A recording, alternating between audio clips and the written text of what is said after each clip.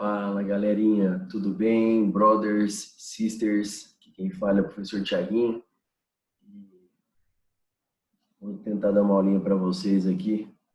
Vou gravar uma aulinha para vocês sobre propriedades periódicas, ok? Espero que vocês entendam aí. Espero que eu possa ajudá-los. Vamos lá? Então é o seguinte, galera. Primeiro vamos entender a diferença de uma propriedade periódica e uma propriedade aperiódica. Ó. Propriedade periódica são aquelas propriedades onde, à medida que o número atômico vai aumentando, ó, 10, 20, 30, 40, 50, 60, o que vai acontecendo? A propriedade ela vai aumentando, ela cresce e decresce. Novamente, cresce e decresce, cresce e decresce. Então, há uma repetição, há uma periodicidade. Tudo bem? Então, propriedades periódicas são aquelas propriedades em que, na medida que o número atômico vai aumentando, esses valores crescem, decrescem, crescem e decrescem. Tudo bem? Um exemplo, temos o raio atômico, energia de ionização, eletroafinidade, eletronegatividade, entre outras. Ok? Agora, uma propriedade aperiódica, ou seja, não periódica, não tem periodicidade, não tem repetição. Então, olha lá um exemplo aqui, ó, a massa atômica. À medida que o número atômico vai aumentando, a massa atômica vai aumentando, vai aumentando, vai aumentando. Ela só cresce, ela não cresce, decresce, cresce, decresce. Não tem periodicidade. Tudo bem? Então, é uma propriedade aperiódica. Então, o que aparece nos exercícios, né, de vestibulares? Apenas as propriedades periódicas. E aqui eu vou falar para vocês, explicar para vocês as principais, ok? Vamos lá? Olha lá, galerinha. Primeira propriedade, raio atômico. Raio atômico, né? Pessoal da matemática aí, já está craque. Então, o raio atômico está ligado ao quê? Ao tamanho dos átomos. Tá? Óbvio, só para você entender aqui como que o raio atômico ele é calculado. Tá? Muita gente fala que a distância do núcleo até a última camada, cuidado, não é isso. Tá? O conceito, né, mais correto aí para raio atômico, ó, eles medem a distância, tá vendo aqui, ó, a distância entre dois núcleos de átomos. A distância entre dois núcleos, a gente tem quem? O diâmetro. Então, o que seria o raio? Seria o diâmetro dividido por 2. Tudo bem? Aqui, ó. Tá bem? Então, resumindo, o raio atômico está relacionado ao quê? Ao tamanho do átomo. Beleza? Então, vamos lá. Bom,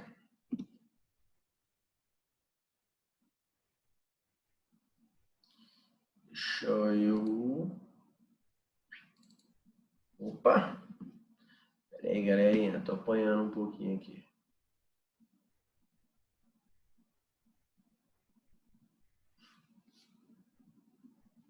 Então, vamos lá. Opa! Continuando, então, galera, só um minutinho aqui que eu vou apagar o que eu fiz para não ficar nos próximos slides. Agora sim, beleza? Então, vamos lá.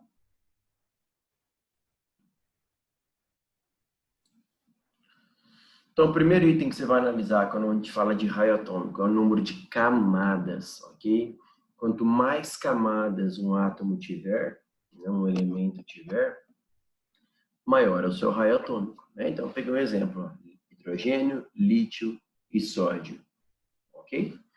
Olha lá, hidrogênio, você faz a distribuição eletrônica, tem uma camada, o lítio tem 2 camadas, o sódio tem 3 camadas, ou seja, o sódio, como tem maior número de camadas, ele tem, obviamente, tá vendo? Olha o tamanho aí, óbvio, ele tem um raio atômico maior. Então, esse é o primeiro item mais importante. Número de camadas. Quanto maior o número de camadas, maior é o raio atômico. Por isso que o raio atômico aumenta na tabela de cima para baixo. À medida que vai aumentando o número de camadas, o raio também aumenta. Bom, e se você pegar dois elementos, galerinha, ó, por exemplo, olha aqui, ó, o sódio, número atômico 11, e o cloro 17. Olha a distribuição eletrônica. O sódio tem 3 camadas, o cloro também. Então, pelo número de camadas, você não consegue identificar qual é o elemento que tem maior raio atômico. Tá? Então, aí, como critério de desempate, mas tem um negocinho aqui, deixa eu ver se eu consigo apagar esse. Aí, agora sim. Vamos lá. Então, quando você tiver elementos com o mesmo número de camadas, qual é o critério de desempate? Você vai analisar o número atômico. Por quê? O número atômico, presta bem atenção, o número atômico ele indica para a gente o número de prótons existente no núcleo. E esses prótons exercem uma força de atração pelos elétrons. E quanto maior for essa força de atração entre prótons e elétrons, há uma atração, se essa atração for muito forte, a tendência é os elétrons se aproximarem do núcleo e o raio vai diminuindo. Então você tem que ver essa força de atração entre núcleo e eletrosfera. Então, se você comparar o sódio e o sódio tem 11 prótons no núcleo. O cloro tem 17. Então pensa como se fosse um ímã. O sódio tem 11 prótons, 11 ímãs atraindo os elétrons no núcleo. O cloro tem 17 ímãs atraindo os elétrons. Então, o cloro tem um núcleo mais forte, ele tem mais prótons. Então, a força de atração no cloro pelos elétrons, no núcleo pelos elétrons, é maior. Então, o raio diminui. Então, o cloro, por ter um número atômico maior, ele tem uma força de atração núcleo-eletrosfera maior. E o raio dele faz o quê? Diminui, porque se a atração é forte do núcleo pelos elétrons, a tendência é o raio diminuir. Tá bem? Então, você só vai analisar o número atômico se o número de camadas for o mesmo, tá? Mas o primeiro critério é o número de camadas. Beleza, galera? Bom, então, o núcleo mais fraco, né, é o sódio. Então, o elemento, para o mesmo número de camadas, o que a gente vai analisar? O elemento com menor número atômico tem uma atração no núcleo da eletrosfera mais fraco. Então, ele acaba não encolhendo. Então, o seu raio fica maior. Então, entre sódio e cloro, como eles têm o mesmo número de camadas, o sódio, por ter um número atômico menor, certo? Tem uma atração no núcleo eletrosfera menor, portanto, seu raio é maior. Então, não esqueça, para átomos com o mesmo número de camadas, analise o número atômico. O que tiver menor número atômico é o que tem maior raio. Beleza? Por isso que, olha aqui que interessante, galera. Ó, por isso que o raio atômico aumenta para a esquerda e para baixo. Primeiro a gente vê a setinha para baixo. Por quê? Quanto mais camadas tiver, o que acontece? Maior é o raio atômico, ok? Então, olha lá, então ele aumenta para baixo. E ele aumenta para onde? Por que para a esquerda? Se você pegar, olha aqui, ó, essa setinha aqui, ó, elementos com o mesmo número de camadas, né, estão no mesmo período, o elemento que está mais para a esquerda, ele vai ter um número atômico menor. Se ele tem um número atômico menor, a atração do núcleo pelos elétrons é mais fraca, o raio é maior. Então, por isso que ele aumenta da direita para a esquerda, de cima para baixo. O elemento com maior raio atômico é aqui. Automaticamente, o elemento de menor raio atômico está aqui, ao contrário. Ele diminui, o raio atômico diminui para a direita e para cima. É o hélio. Beleza, galera? Deixa eu apagar então agora. Beleza? Vamos lá. Bom, eu demoro um pouquinho mais no raio, galera, porque se você entender bem o raio, vai entender o restante. Bom, raio iônico de íons. Então vamos comparar o átomo neutro, sódio, com o íon sódio, Na+. Olha o que acontece aqui, o sódio tem 3 camadas. O Na+, ele perdeu esse elétron da camada de valência, então o número de camadas dele diminuiu. Então você sempre pensa o seguinte, o átomo neutro, ele sempre vai ter um raio atômico maior que o cátion, que o seu respectivo cátion. Por quê? Porque o cátion significa que ele perdeu elétrons. Então, se o íon, né, o cátion, Na+, vamos comparar Na com Na+.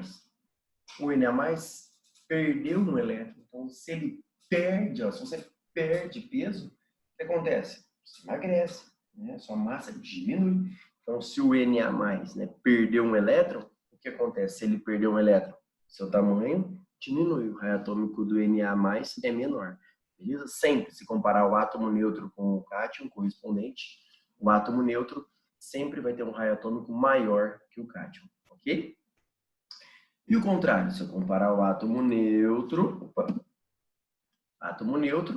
com o ânion. O que significa ânion? Que ele ganhou elétrons. Então, se você ganha elétrons, se você, por exemplo, no seu dia a dia, você ganha energia, né? Você come muito e você tem um aumento da massa. Então, toda vez que o átomo ganha elétrons, a tendência, se ele está ganhando elétrons, a tendência é expandir. A tendência é o seu raio atômico aumentar. Tudo bem? Então, se você comparar o átomo neutro, nitrogênio, com o íon N-3, N-3 ele ganhou elétrons. Então, se ele ganha elétrons, o raio dele aumenta. Então, o raio do ânion é sempre maior que o raio do átomo neutro. Beleza? É isso aí, galera. Espero que vocês estejam entendendo aí. Se você entendeu bem raio atômico e raio iônico, o resto agora fica mais fácil. Vamos lá. Vou explicar baseado no raio. Ok?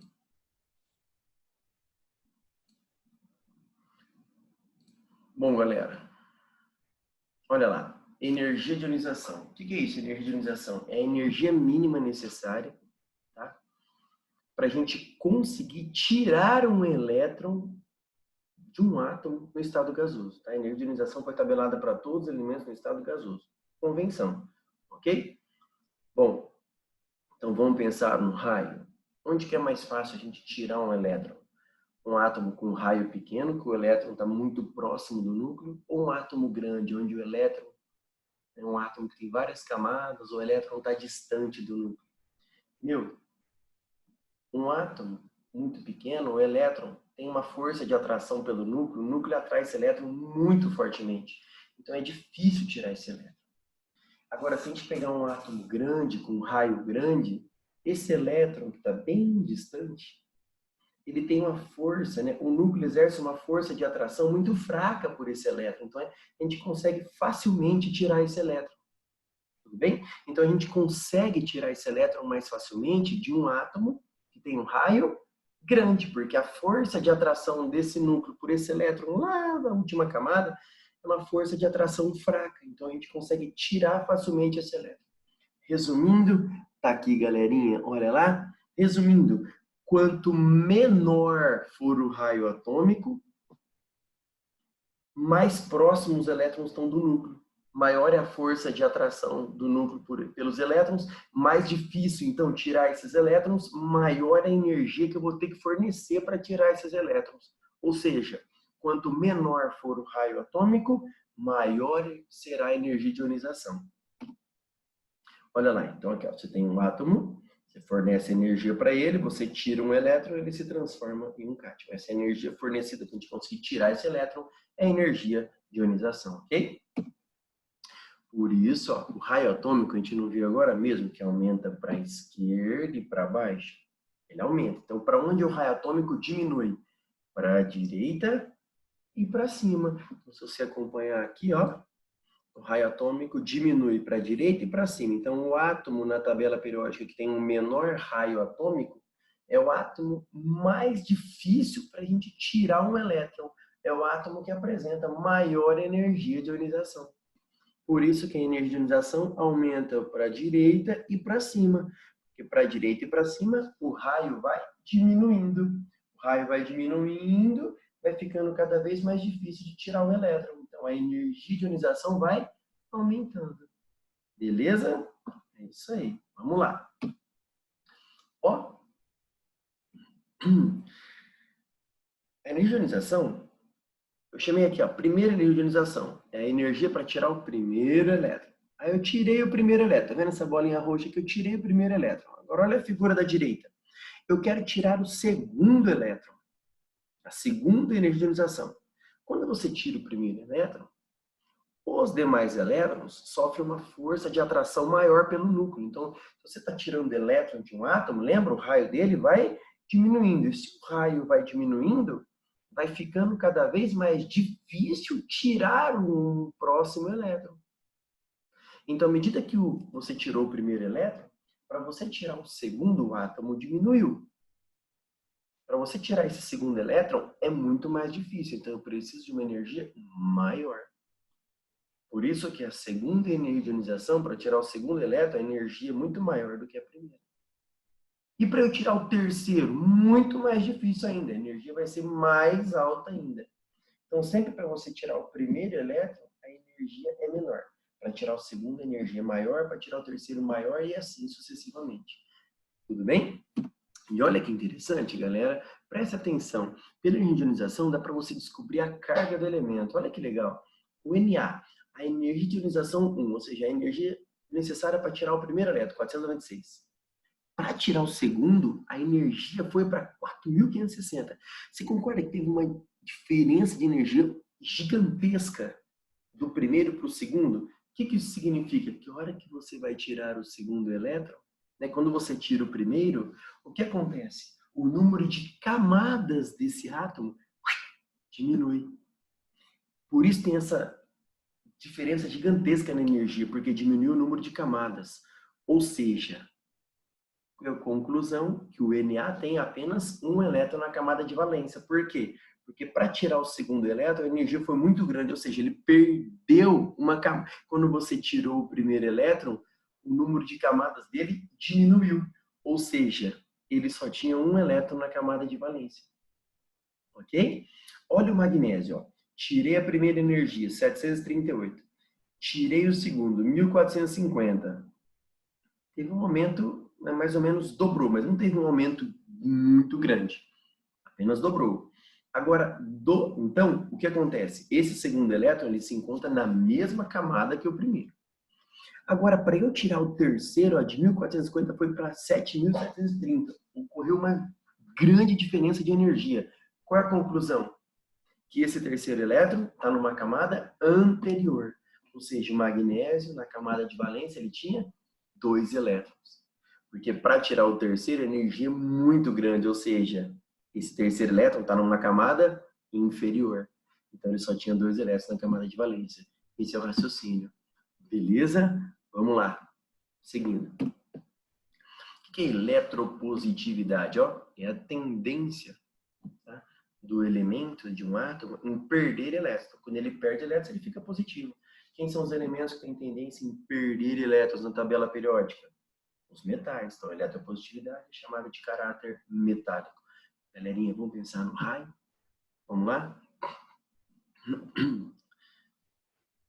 Onde é maior a tendência de um átomo para perder elétron? Onde é mais fácil para um átomo perder elétron? Um átomo grande ou um átomo pequeno? Gente, átomo pequeno não tem jeito. O elétron está grudado no núcleo. É muito difícil. Ele não tem tendência nenhuma em perder elétrons. Agora, pensa num átomo bem grande. A atração desse elétron lá da última camada pelo núcleo, a atração é muito fraca.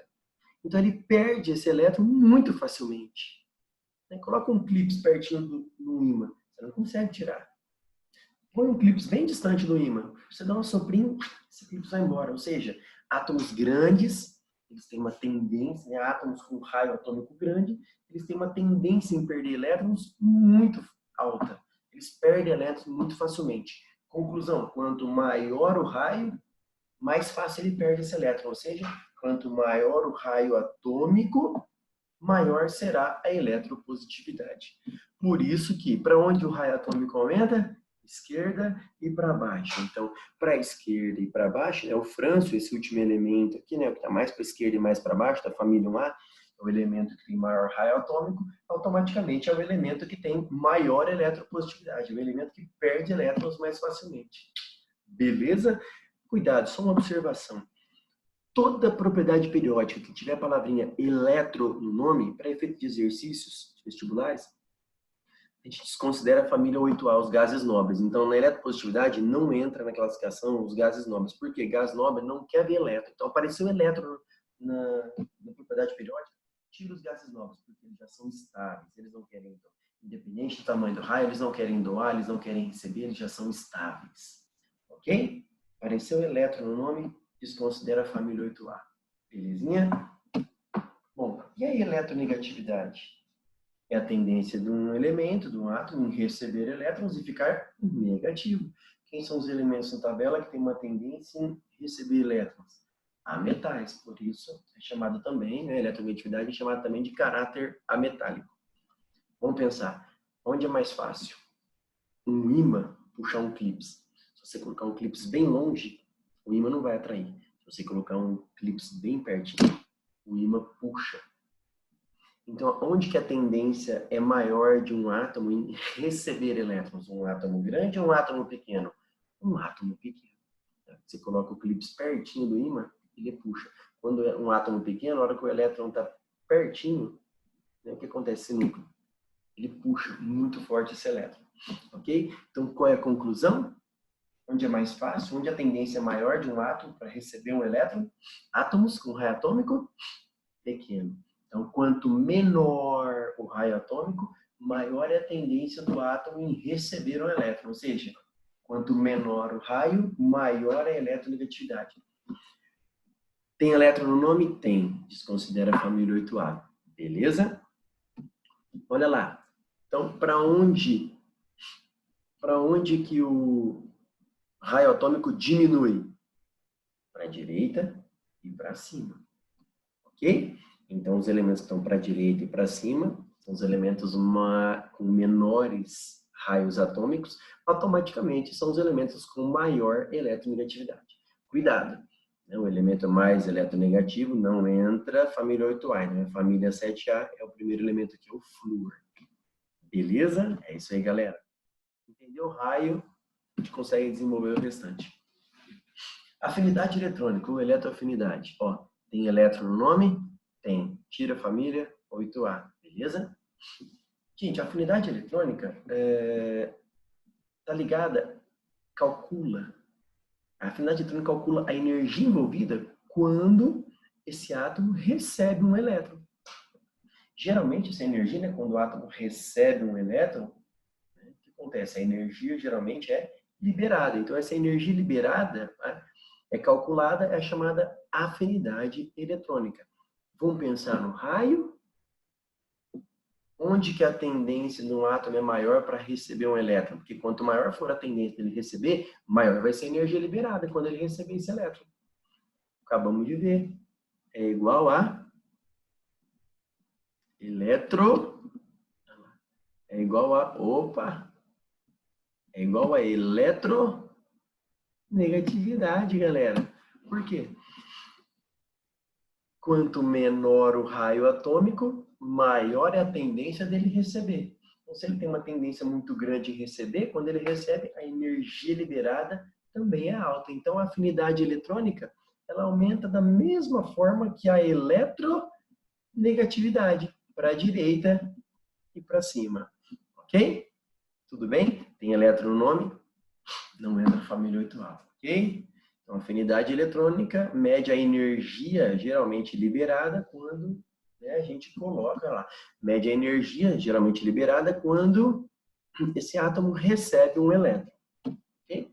Então, à medida que o raio atômico vai diminuindo, a tendência desse átomo em receber elétrons é muito alta. Ou seja, a afinidade eletrônica dele é alta. Beleza? Galera, essas propriedades que eu expliquei para vocês são as principais. Essas outras agora, às vezes caem em Paraná, vestibular, outros vestibulares no estado de São Paulo, dificilmente aparecem. Mas vamos lá, vamos comentar. O que é o volume atômico? Olha lá. É o volume ocupado por um mol de átomos, né, 6/10 átomos, do elemento no estado sólido. Então, o volume padronizou, né, de todos os átomos, é calculado o volume atômico no estado sólido. Gente, o volume atômico está ligado diretamente a quê? O tamanho do átomo. O raio. Quanto maior o raio desse átomo, se você pegar um mol de átomos grandes, é óbvio que o volume desses átomos vai ser grande também. Se você pegar um mol de átomos com raio pequenininho, o volume atômico desse mol de átomos pequenos vai ser pequeno também. Tá? Aqui, para você calcular o volume atômico, é só pegar a massa molar e dividir pela densidade. Ok? Então, vamos lá? O que acontece, então? O volume atômico ele aumenta de cima para baixo. Por quê? À medida que para baixo, por quê? Vai aumentando o número de camadas, o raio vai aumentando. Se o raio vai aumentando, o volume de 1 mol de átomos com raio grande vai ser um volume atômico grande. Okay? Então, por isso que aumenta para baixo e do centro para a esquerda, porque aqui, ó, o frâncio é o que está mais para a esquerda e mais para baixo. Ou seja, é um elemento que tem maior número de camadas, ou que tem maior raio, automaticamente tem um volume atômico grande. Agora, por que aumenta do centro para a direita? Se você pegar esses elementos que estão mais para a direita da tabela periódica, eles têm um número atômico muito elevado. Então, eles têm muitos elétrons na eletrosfera. Então, se você pegar dois átomos com uma grande quantidade de elétrons ao redor, acabam ocorrendo repulsões entre essas nuvens eletrônicas. E ocorrendo repulsões, a tendência é o volume ocupado por esses átomos ser grande também, ok? Então, galera, o volume atômico ele aumenta para baixo e para as extremidades. Ah, professor, e se ele comparar esse elemento mais para a esquerda com esse mais para a direita? Ele não vai fazer isso, ele tem que dar os valores para você, tá bem? É isso aí, galera. E a densidade, moçada? Bom, densidade, né, ou massa específica, todo mundo já sabe que densidade é a relação de massa pelo volume. Vamos ver? Olha lá, densidade é massa pelo volume. Vamos deixar anotado aqui para a gente não esquecer. Ó. Densidade é igual a massinha pelo volume. Ok? Bom, o volume atômico. Ó, se você, vamos pensar o seguinte: por que para baixo? Por que aumenta para baixo? Porque à medida que você vai aumentando o número de camadas, o volume atômico vai aumentando. Ah, professor, mas a massa atômica também aumenta, né? A massa do hidrogênio é 1, do carbono é 12, né? Vai descendo na tabela, a massa atômica vai crescendo. Porém, a massa atômica, a proporção em que a massa atômica aumenta é muito maior do que o volume. Então, é ela que é mais importante. Tá bom? Então, por que aumenta para baixo? Porque o aumento da massa é muito mais significativo do que o volume. Também à medida que você vai descendo. Então, aumenta a massa e densidade diretamente proporcionais. Aumenta a massa, aumenta a densidade. Por isso que vai para baixo. E por que aumenta, né, para o centro? Porque, ó, nós não acabamos de ver... Opa! Deixa eu ver aqui. Olha lá. Densidade e volume não são grandezas inversamente? Então, se o volume aumenta para as extremidades, ó, se o volume aumenta, a densidade diminui. Então, se o volume aumenta para as extremidades, vamos pensar ao contrário, ele diminui para o centro. Então, se o volume atômico diminui para o centro, se o volume atômico para o centro diminui, a densidade aumenta. Ok? Então, por isso que a densidade é o contrário do volume. O volume e a densidade aumentam para baixo, mas o volume aumenta do centro para as extremidades. Densidade aumenta das extremidades para o centro. Então, os elementos mais densos da tabela estão no centro da tabela. O mais denso de todos é o ósmio. Tá bem? Tudo bem, galera? Vou apagar aqui. Belezinha?